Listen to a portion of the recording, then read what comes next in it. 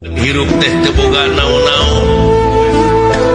diri sasampiran awak sasampayan umur nganukur gagaduh haja ucuk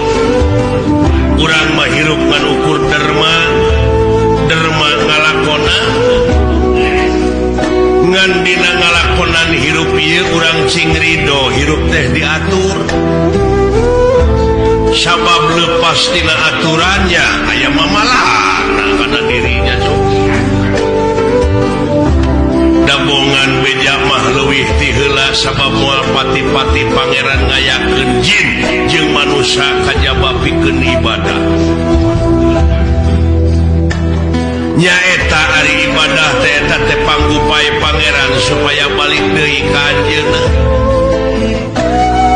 ulah nepi ka hirup marakayangan nilik-nilik kesan ngancik nyawang-nyawang kesajayang di mana kuringnya cicing di mana kulanya nyayang sabab di alam panyiksa mah tiris eueuh pikeun pisimuteunana hareudang eueuh pikeun pikipaseunana teueung eueuh pibatureun hirup nu mawi kudu getol oge ucu ibadah teh ujang